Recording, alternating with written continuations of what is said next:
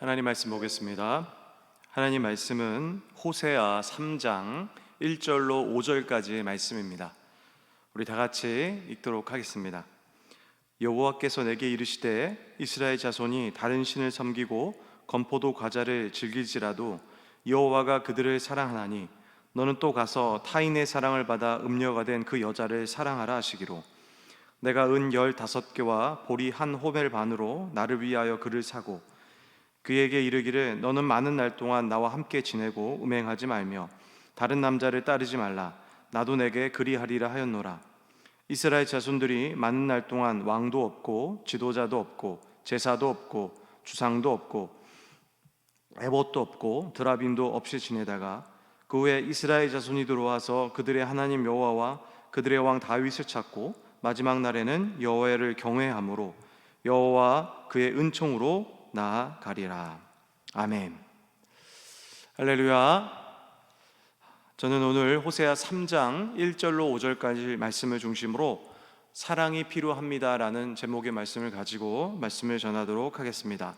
사랑이 필요합니다라는 말씀의 제목입니다. 하나님께서 어느 날 호세아에게 나타나시고 말씀하셨습니다. 너는 음란한 여인인 디블라임의 딸 고멜과 결혼하라. 호세아는 처음에 이 이야기를 들었을 때 왜 하나님이 이렇게 말씀하시는지 이해할 수는 없었지만 하나님의 말씀에 순종을 합니다. 이제 호세아는 그리고 이 고멜과의 결혼 생활을 이제 시작을 하죠. 이 결혼 생활이 처음에는 평범했습니다. 그래서 또 부부가 사랑하여 자녀를 낳는 것처럼 이들도 첫째 아들이었던 이스르엘을 이제 낳게 되는 것입니다. 그러나 첫째 아들을 낳은 후부터 이 두 사람의 관계가, 이 결혼의 관계가 이제 흔들리고 달라지기 시작했다라는 거죠. 이 정상적인 결혼 생활이 깨져갔고 결국 이 고멜은 자신의 품성에 따라 이 호세가 아닌 다른 남자와 또 이 잠자를 가짐으로 말미암아 두 사람의 딸을 이 사생아를 낳게 되는 것입니다. 결국 이 두 사생아를 낳고 고멜은 호세아를 떠나게 되고 호세아가 처음에 이루었던 그 가정은 깨어지게 되는 것이죠. 이거 하나님께서 이 호세아에게 음란한 여인이었던 이 고멜과 결혼하라고 했다라는 것은 또 나름의 이유가 있으셨습니다. 그것은 무엇이냐면 하나님의 선민으로 불리어지는 이 하나님의 백성 이스라엘의 모습을 보여주고 싶었다라는 거예요. 하나님을 사랑하지 않고 그리고 하나님을 떠난 그 모습을 보여주고 싶었다라는 거죠. 또한 현재를 살아가는 우리에게도 말씀하시고 싶은 것이 있습니다. 그게 뭐냐면 우리도 그러하다라는 거죠. 이스라엘 백성은 하나님 백성이었기에 하나님을 사랑해야만 했습니다. 그리고 하나님을 따라야만 했죠. 그러나 그들은 하나님을 사랑하지 않았고 세상을 사랑했다라는 거죠. 결국 이스라엘은 세상을 사랑하는 것을 그치지 않고 하나님 자체를 떠나버리게 됐다라는 거죠. 여러분, 호세아는 바로 하나님을 상징하고 고멜이라는 것은 이스라엘을 상징했다라는 거죠. 하나님께서는 이 호세아와 고멜 사건을 통해서 이 이스라엘을 향한, 우리를 향한 어떤 자신의 비통한 이 심정을 이 두 명의 인물을 통해서 보여주고 싶었다라는 것입니다. 그리고 오늘 함께 읽으신 본문 3장에서 바로 호세아에게 하나님은 또 엄청난 요구를 하게 되는 것을 볼 수 있습니다. 그것은 무엇이냐면 떠나가고 또 자신을 버렸던 이 고멜을 다시 데리고 와서 심지어는 돈으로 사서 다시 사랑하라고 이야기했다라는 거죠. 여러분, 호세아 입장에서 이 남편인 자신을 버렸고 또 자녀도 버린 이 비참한 행동을 저지른 고멜을 보면서 아마 다시 이 사실을 받아들인다는 것은 여러분 호세아 입장에서는 얼마나 힘든 일이었겠습니까? 이거 말도 안 되는 요구죠. 사실 여러분 일반적으로 생각하여도 이 사실을 받아들인다라고 이야기했다는 것은 여러분 결국 현실적이라고 이야기할 수 없다라는 거죠. 그러나 여러분 호세아는 하나님 말씀에 순종해서 이 고멜을 받아들이는 거예요. 그리고 뿐만 아니라 돈을 줘서 사오는 일을 했다라는 거죠. 아마 학자들은 고멜의 신분이 이 성전의 창기의 일을 했기 때문에 돈으로 사와야만 했을 것이다 라고 주장을 합니다. 여러분, 본문에서는 어떤 상황 속에서도 분명하게 포기하지 않으시는 이스라엘을 향한, 또한 우리를 향한 하나님의 마음을 담고 있습니다. 근데 여러분, 3장에서 하나님께서는 같은 사건을, 또 비슷한 사건을 번복하시면서 저는 우리에게 무엇인가의 도전을 주고 있다라고 저는 생각을 합니다. 그게 무엇이냐면 우리도 우리 주위에 있는, 또 나에게 속해져 있는 고멜을 사랑해야 한다는 거죠. 저는 오늘 이 부분을 두 가지로 나누어서 말씀을 전하도록 하겠습니다. 첫 번째로는 하나님께서는 본문을 통해서 우리가 우리의 고멜을 사랑해야 함을 우리에게 말씀하고 계신다는 거죠. 여러분, 호세아 입장에서 처음에 하나님이 나타나셔서 호세아 1장에서 이야기하시는 것처럼 고멜과 결혼하라라고 이야기했다라는 거, 그 이야기에 순종했다라는 것이 저는 개인적으로 생각했을 때 그렇게 어렵다고 생각하진 않습니다. 왜 그러냐면 호세아는 사실 결혼이라는 것에 대해서 해본 사람이 아니기 때문에 잘 알 수 없었다라는 거죠. 어떻게 보면 호세아 입장에서는 하나님 말씀에 처음에 순종한다는 것은 결국 그렇게 어려운 문제라고 생각하지는 않습니다. 여러분, 결혼하신 성도님들이 잘 아시겠지만 결혼이라는 것이, 결혼하는 것이 어렵습니까? 그렇지 않죠. 무엇이 어렵습니까? 결혼해서 살아가는 게 훨씬 더 힘들죠. 그렇지 않습니까? 근데 여러분, 3장에서 다시 고멜을 데리고 와서 살라라고 했던 이 하나님의 요청, 이 호세아에 대한 명령은 여러분 완전히 다른 이야기죠. 여러분, 고멜과 이 살아가면서 이 음란했던 이 고멜과 함께 살아간 호세아가 얼마나 힘들었겠습니까? 여러분, 자신의 아내가 음란한 여인으로서 살아간다라는 거, 남편으로서 엄청나게 비참한 모습이 아니겠습니까? 아마 당시의 문화적인 상황에서 일반적으로 정상적인 여자라고 한다면 이렇게 생각할 수 있겠죠. 아이를 돌보고 음식을 하고 가정을 하는, 가정생활을 하게 되는 이런 모습으로 살아가야 했는데, 여러분, 그 삶을 살 수 있었겠습니까? 없었겠습니까? 어렵겠죠. 여러분, 그것을 바라보고 또 살아갔던 호세아는 아마도 얼마나 힘들었을까, 이런 생각이 드는 거죠. 어떻게 보면 호세아의 입장에서 고멜과 이렇게 고멜이 떠나게 되고 그 관계가 단절된 자체가 오히려 그에게 인간적으로 보았을 때는 훨씬 더 행복한 삶이라고 이야기할 수도 있다는 거죠. 그렇게 여러분, 하나님께서 고멜을 데리고 와서, 심지어는 돈을 주고 데리고 와서 함께 살라고 한 이 호세아에 대한 이 요청은 여러분 엄청난 요구라고 이야기할 수 있다는 거죠. 여러분, 1절에 보시면 우리가 유의해 볼 단어가 있는데 그 단어가 뭐냐면 그 여자라는 단어예요. 왜냐하면 여러분, 고멜은 누굽니까? 원래 호세아의 부인 아니겠습니까? 그렇다고 한다면 고멜을 부를 때 그 여자라고 부르는 것이 아니라 어떻게 불러야 되겠습니까? 그의 아내, 이렇게 불러야 되지 않겠습니까? 근데 3장에 보면은 하나님께서 호세아에게 얘기하셨던 것은 고멜이라는 존재는 그 여자라고 표현했다는 거예요. 여러분, 이 그 여자라고 표현했다는 것은 의미가 있는데 그 이유는 무엇이냐면 이미 고멜과 호세아는 법적으로 정리가 됐다는 거예요.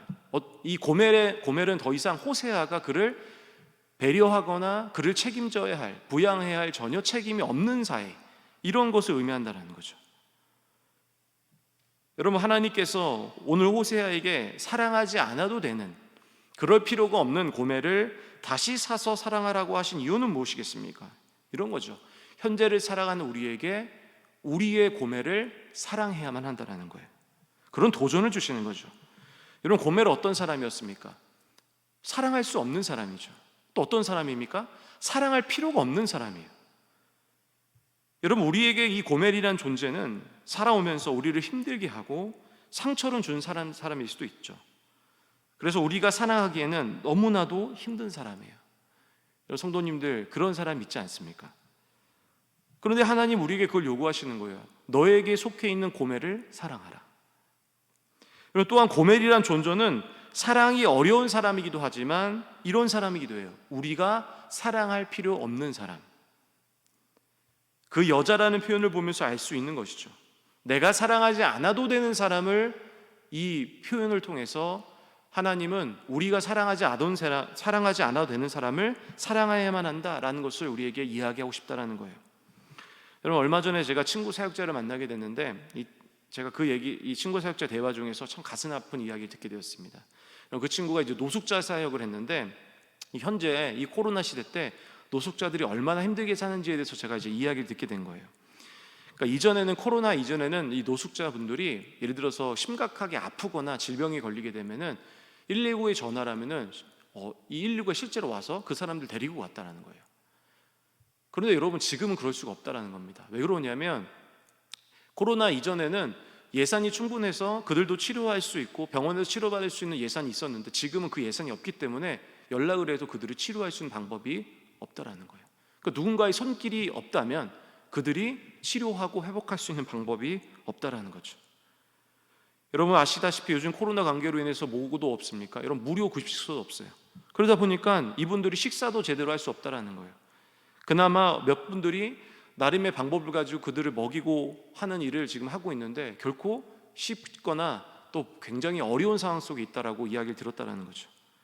그들에게 누군가의 사랑이 지금 필요하다, 이런 생각이 드는 것이죠. 사랑하는 하늘비전교회 성도님들, 여러분 우리에겐 누가 있습니까? 고멜이라는 존재가 있어요.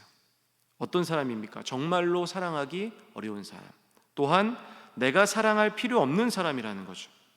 그러나 여러분, 이 코로나 시대, 이 어려운 시기를 우리가 살아가면서 하나님께서는 우리에게 이렇게 말씀하시는 거예요. 고멜을 사랑하라.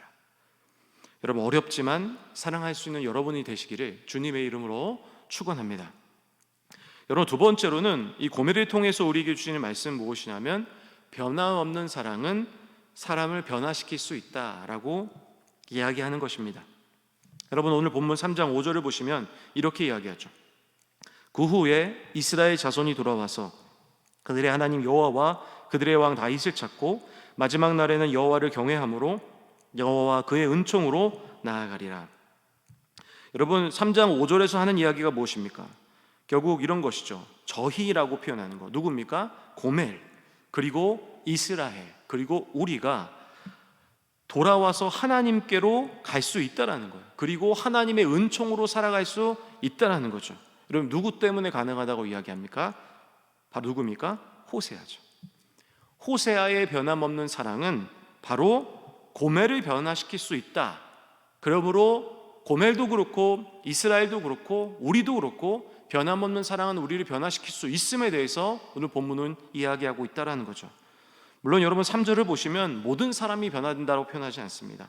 3절을 보시면 고멜이 음행하지 않고 다른 남자를 따르지 않게 됐을 때만 바로 하나님의 은총의 보좌로 나아갈 수 있다라고 이야기하죠. 그러나 분명한 것은 무엇입니까? 오늘 5절을 통해서 우리에게 이야기하고 있는 것은 이것입니다. 바로 사랑이라는 것은 누군가를 변화시킬 수 있는 가능성이 있다라는 거죠. 변함없는 사랑은 변화시킬 수 있다라는 거예요. 여러분 초대교회의 말도 안 되는 사랑의 공동체, 여러분 이것이 도대체 어떻게 존재할 수 있었을까요? 물론 많은 사람들은 이 초대교회의 사랑의 공동체가 성령의 충만한 임재로 가능했다라고 이야기합니다. 물론 맞습니다. 성령의 이 충만함으로 인해서 그들이 하나님 말씀으로 살아갈 수 있었다라는 거죠. 그러나 여러분 그것보다도 더욱더 먼저 선제된 것이 있습니다. 그게 무엇입니까? 바로 예수님이 사랑입니다. 제자들을 향한 예수님의 사랑 때문이라는 거죠.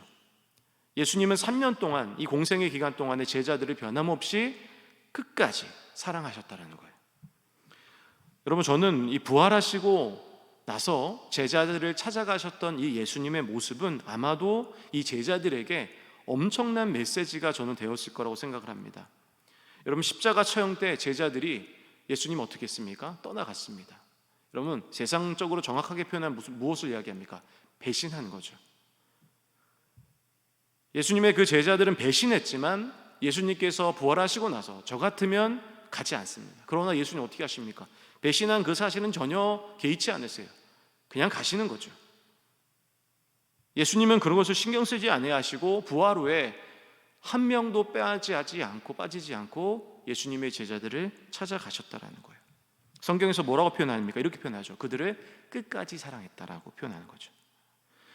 성령의 충만함으로 인해서 이 초대교회 공동체가 여러분 사랑의 공동체가 된 것이 맞습니다.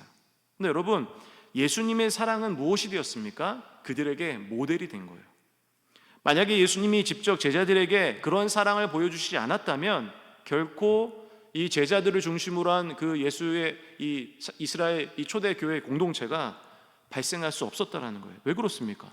모델이 없었다는 거죠. 사랑을 본 사람이 사랑할 수 있다는 것처럼 결국 예수님의 그 사랑은 그들을 변화시켰다는 겁니다.